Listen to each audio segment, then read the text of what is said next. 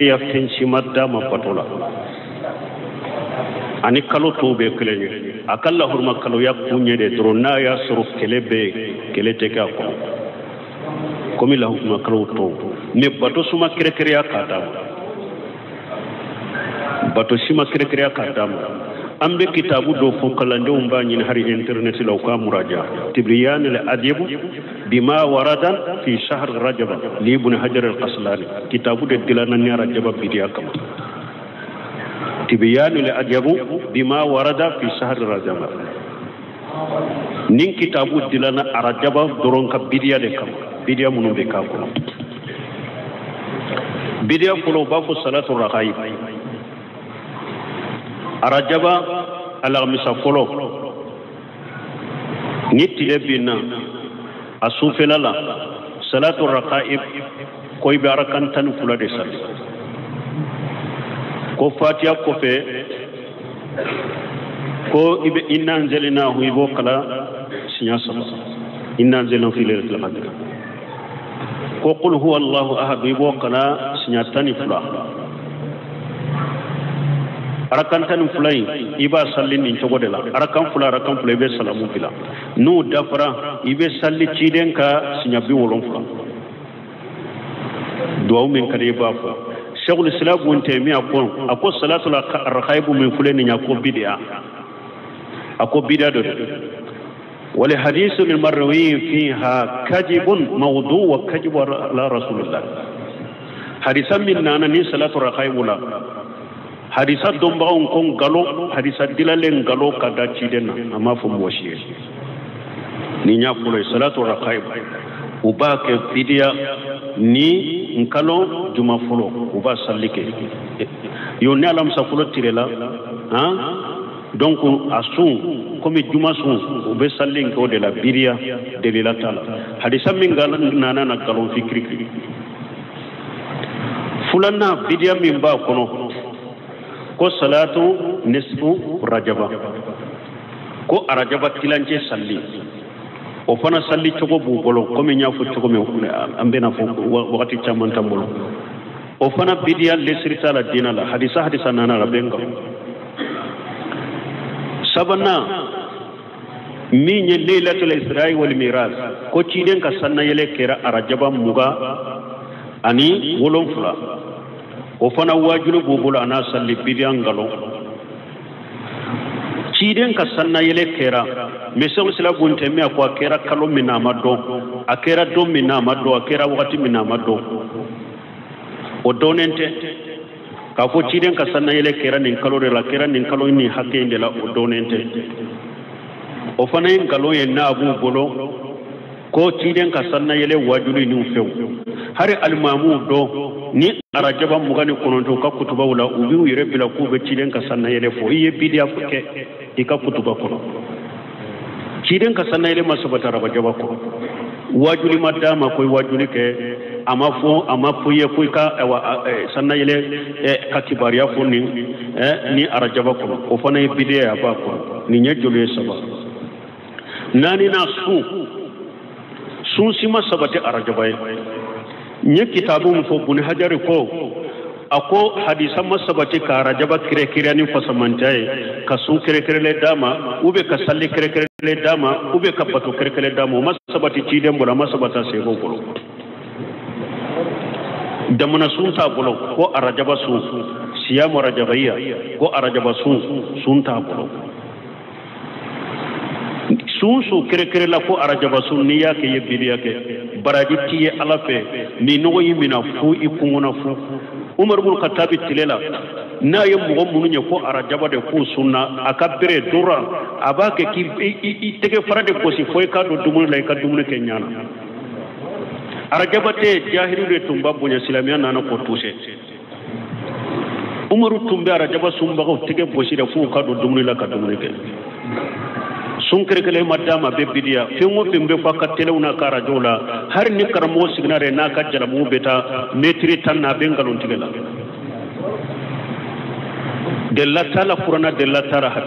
hadisa be fara jaba kola abe mawdu abe defu Sheikh Albani yofo ako hadisa bina arajaba fasamantiala hadisu mawdu hadisu munkaru hadisu daifu jidda asima saha sun ko min ba fo la summa sabata bakono don kama ko ni mo min della dogo ko bettene sun bela am sa su be se ko ka kono ikalla da yere katile sabasu be se ka ko ke akono ire kalla da na summi bolo ide la sumunu na kalo tola ibe se ko ko akono me summa kere ya kadama nye jole fonne nani duruna al umra o fana nyonya le no har munum buddambe kata sunnama ube arajaba kere ne al umra kata ciden kam misiri jara kata e way bagiya nunun jara kata uhudi nunun jara ka fasaman jadi arajaba fana kal umra bidiya do ka arajaba kere ne al umra bidiya do le sirita la dinala amba aisha to tilela tumam abdullah ibn umar ko ciden ya al umra ka rajaba kuno amba situ ko ako abdullah ibn umar ma ko kad wahima abdullah ibn umar do yere sigile akoy ka tawrada inyina na de ako ciden madelika al umra ka rajaba kuno abada abdullah ibn umar ya mo ako ciden mal umra ke rajaba kuno abada ciden ka al umra be kera jil khada de kuno akal murabbe aya al murannani ciden ko fa yode ka kwa shi maka rajaba ko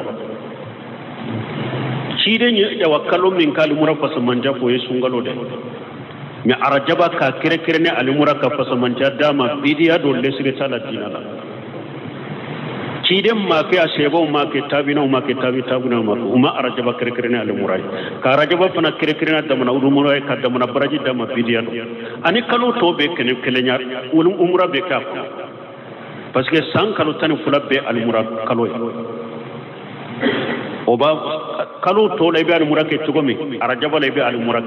ne kana jate mina ka kere ko faso man jade ba ka al murad o sabati lente worona ali atira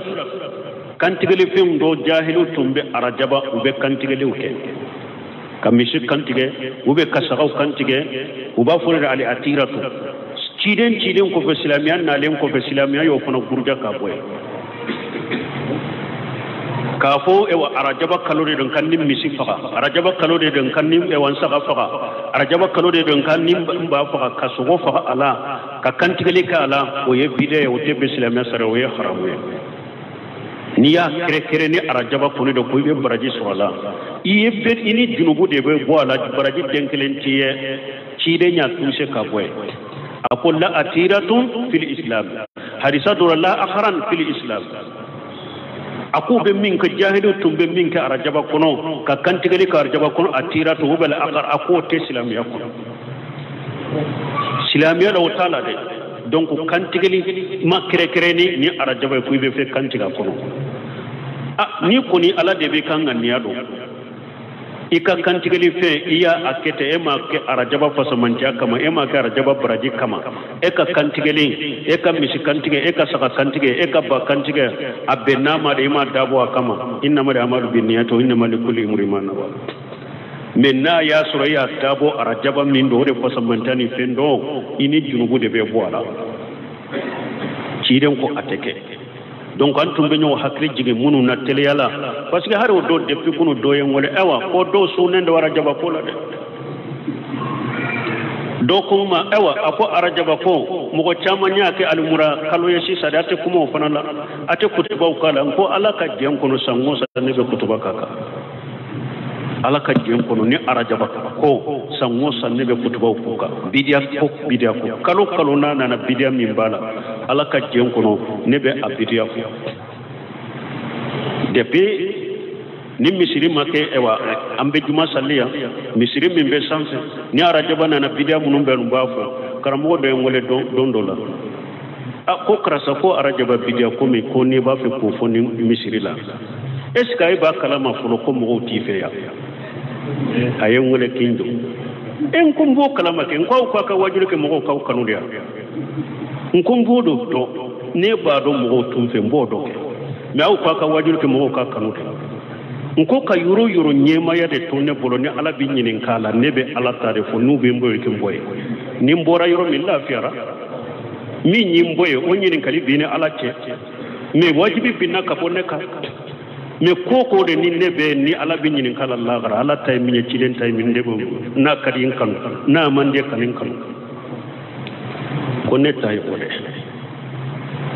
aya soro jane nunu ko arajaba ka bidia la le yere kala saudi akala na sauda ja shikalin de bula ne hadisa munu fa yere taru sege sege da yenne wole ko ko jaye munu ko de la bula me ko fe kalo damado ayenne wala ko karasa ko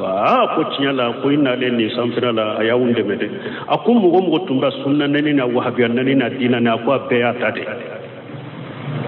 ako beya makko be sansira beya makko ko dina yodew naw ya dade tinyama ko mo te awfe dina be dilati mo kera ci de on fewa ci de mununya alaka mo dilale munya akama uluma kishi mo ye uyuko e mo sempulu ni e ko e kan dina dila ko mo kana bili control mo kan ko iti isembola ko be wori nyini la donc ambe min foni arajaba video la o yenninde arajo la be munu mew tele la be munu mew kutubaw ka be munu mem misri wore la o suna ko be ngaro arajaba ko ni ko samanta ko la ba ka sun kire ka dama ka salli kire ka dama ka limura kire ka dama ko be ngalon kire de la tasila ala ka hakiman dama wa alaykum salam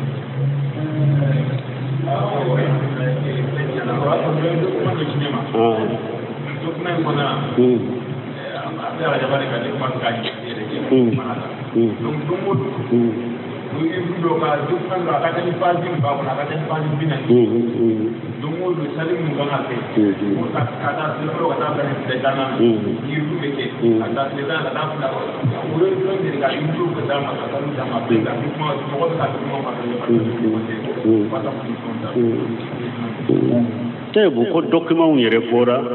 arajaba kayriduna kasallu bon ne fana be afawi internet la ya gosi bidia sahar rajaba na donna photo be tayro be na donna ube ewa ayimaji unati doni kaba uye min faraja biga nasaihu fi bidai rajaba doni ka fana doni kaba uye min faraja ka bidia wala hari al umra uye karti dila al umra kama abu be afana abu charu uma kado be ngalonde ka galonde fo mo uye della tula ne tunya be papier fana bo amaye wala alumura arajaba kuno bidia mimbala afana kadu internet ra arajaba yire ka bidia sum bidia yiridu bidia fe bidia ba be ke papier ne ko don ka ba matiro ke ni ndina ahli sunna wal jamaa ka don ka ba matiro ke na u ba be bonni tola afana ka sari chitu beka usum be u dilale umbe u te foila ko anka e wa nyaga bo ka woro de ka ube kalo muno ke jamana kono de o ka anka farabo ka woro de la bengalo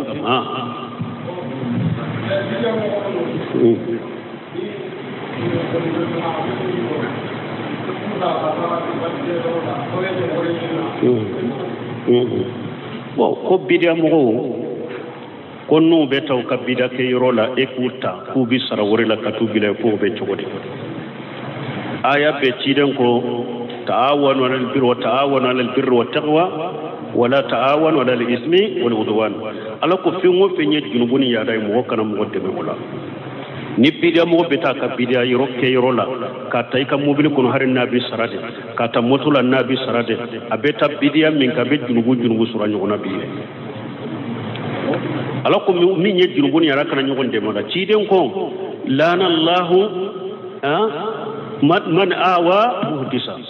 ci den fana ko ko lay mo danga mo be bidia mo de deme ala yi danga hadisan na ce wallana lahu man haddasa fi hadasa wallana lahu man awa muhdisa mo be bidia mo de deme ci den ko ala yi danga iya deme ni kuma kanyo iya deme ni sonjaye iya deme ni katabila ka bida ke yoro lawo mo be bidia mo ko ni de deme ka nyaga ka sabata ka bida ka ci den ko danga le ndo ala fe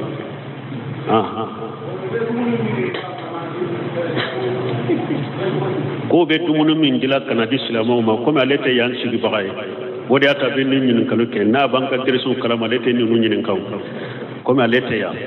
mauludu de anya fo an ko dumuni be dila mauludu kama kadu haramu kantigali be ke mauludu de kama ka kantigali fe no sogo do haramu o foraya tarante wala dumunu munu be tobe anin nubelu la dumunu munu be tobe ko do haramu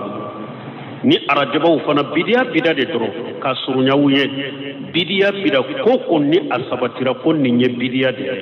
o ko dumunu be tobe o bidia inde kama iko fana do ye haramu ye alayhi salam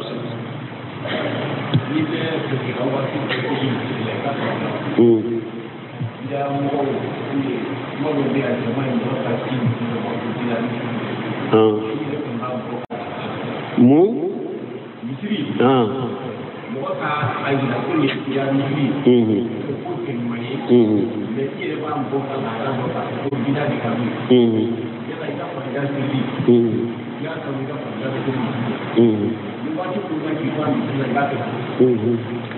Tebo ale ye ɲininkali min kɛ ko yɛrɛ bɛ misiri min dɔn bidiya de bɛ kɛ a kɔnɔ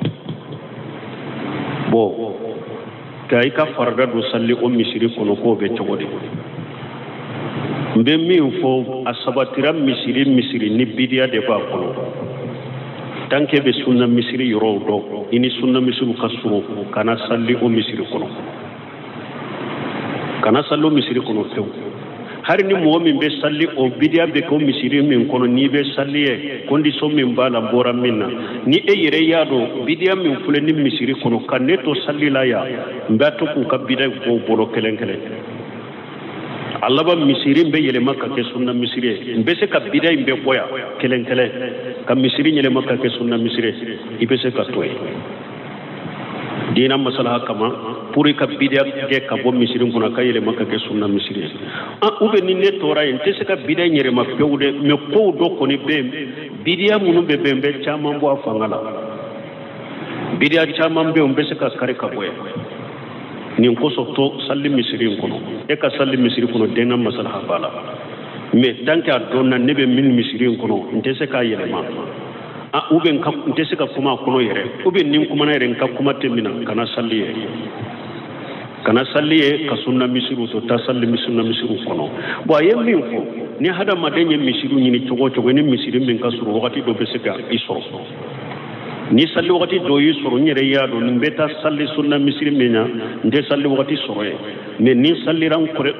kɔrɔ yan n bɛ bɛn salli wagati ma yali a tigi ka salli o misiri bɛ kana salli kuma fila b'a kuma fɔlɔ ni yɛrɛ y'a dɔn misiri alimamiw jama minnu bɛ misiri kɔnɔ u bɛ bidiyaw de la bidiya minnu m'u bɔ silamɛya kɔnɔ parce que bidiya ye cogoya fila de bidiyatu mukaffira wa bidiyatu ghayru mukaffira bidiya dɔ bɛ a bɛ kɛ kafiri de bidiya dɔ tɛ kɛ kafiri ye n'a y'a sɔrɔ misiri in kɔnɔ i b'a dɔn a dankaniya b'i bolo bidiya minnu bɛ u bɛ mɔgɔ kɛ kafiri de misiri alimami de bɛ katimu ni nesi sɛbɛnw kɛ mɔgɔw ye o dankaniya b'u bolo ou bien misiri alimamu n'a ka jama jiyara de b'u bolo n'u bɛ wuli dugu ni dugu ka taa kantigɛli kɛ kaburuw ye alimami sen b'o la o alimami kana salla kɔfɛ salli ka so kɔnɔ hari ni salli wagati min y'i sɔrɔ n'i ma sunna misiri sɔrɔ taa i kelen ka taa salli ka so kɔnɔ kana salla kɔfɛ min bɛ bidiya la dɔrɔn bidiya min b'a bɔ silamɛya kɔnɔ ka kafiriya kana salla kɔfɛ cogo si mais n'a y'a sɔrɔ misiri jama min bɛ bidiya minnu b'u bolo a t'u bɔ silamɛya kɔnɔ masala salli kɔfɛ u bɛ fatiha ta minnu kɛ u bɛ duwawu minnu kɛ u bɛ ni mawludi nana u bɛ mawludu minnu kɛ olu ka bidiya o de mais jiyara ko ninnu ni tarika dugu ko ninnu ani min ye mori ganaw ni fulenniw ni fɛnw olu t'u bolo donc i bɛ se ka salla kɔfɛ a b'a kɛ ka bidiya min kɛ kana fara ka bidiya in kan a ka bidiya juruw b'a yɛrɛ la baasi tɛ ka i ka wagati min y'i sɔrɔ nin kɔfɛ i bɛ salla kɔfɛ n'a ka bidiya t'a bɔ silamɛya kɔnɔ mais a b'a bɔ silamɛya kɔnɔ a t'a bɔ silamɛya kɔnɔ ni wagati kɔni min mina taa salli sunna misiriw kɔnɔ i kana salli bidiya misiri la waaleykum salaam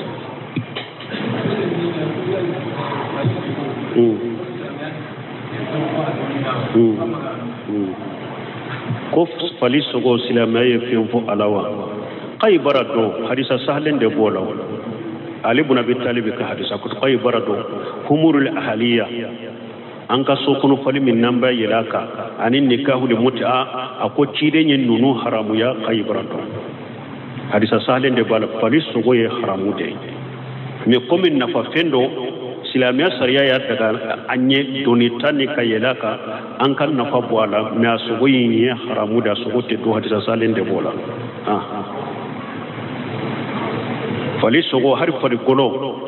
ka dila ka ke portefeuille ka dila ka ke ceinture ka dila ka ke samaro ye haramu do na sabatira silama bolo kon samara min fulen nye fali golo de do ceinture min fulen nye fali golo de do portefeuille min fulen fali golo de do ewa uba dila ka ke ewa telefoni foroko chama sisa telefoni foroko fositi min fulen fali golo de do a haramu yarai ka sa haramu yarai ka ta wa alaikum salam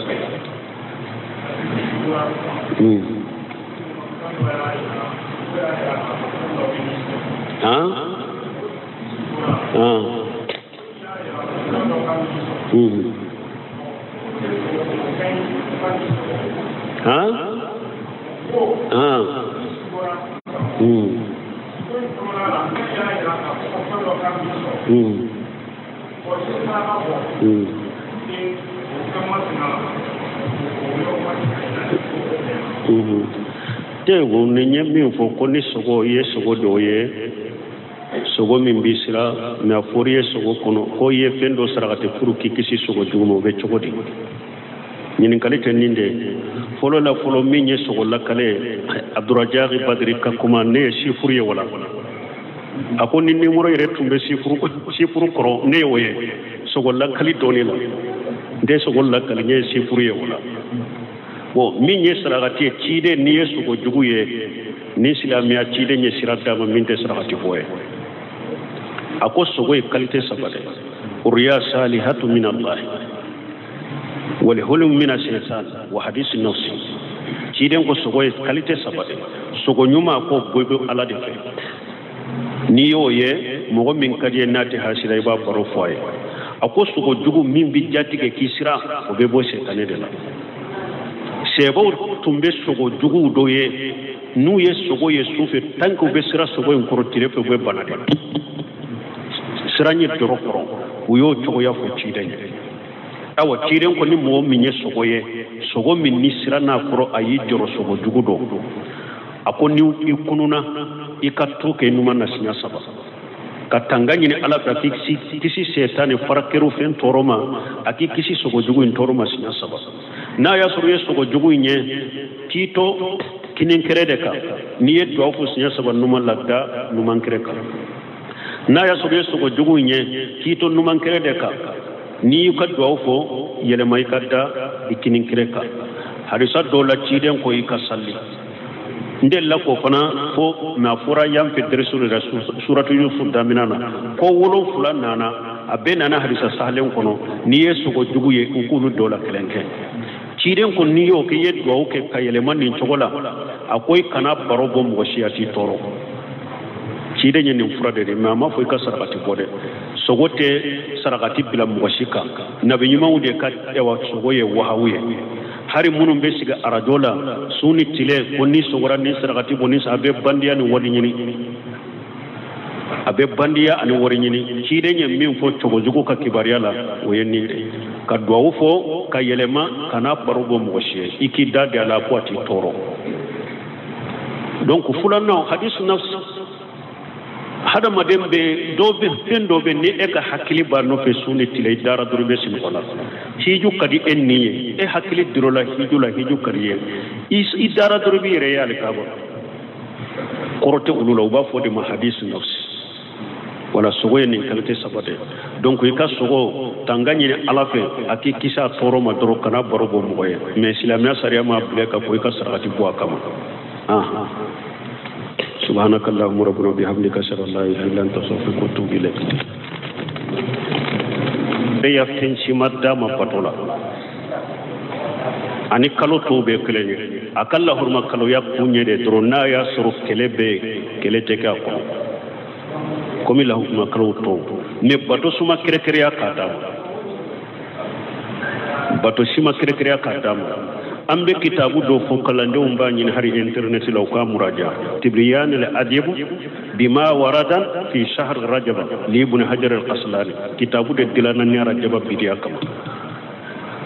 tibyan al adib bima warada fi shahr rajab nin kitabu dilana rajab doron ka bidiya de kama bidiya munum be ka ko bidiya fulo babu salatu raqaib arajaba alamisa folo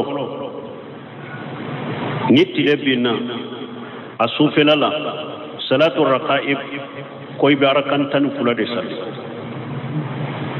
ko fatiha ko fe ko ibe inna anzalna hu ibo kala sinya sama inna anzalna fi lailatul qadr ko qul huwa allah ahad ibo kala sinya tan fula arakan tan fulay iba sallin ni cogo de la arakan fula ibe salamu bila nu dafara ibe salli ciden ka sinya bi wolon fula duwa min kare ba fa shaykhul islam wonte mi akon salatu al-raqaib min fulani nya ko bid'a ako bid'a do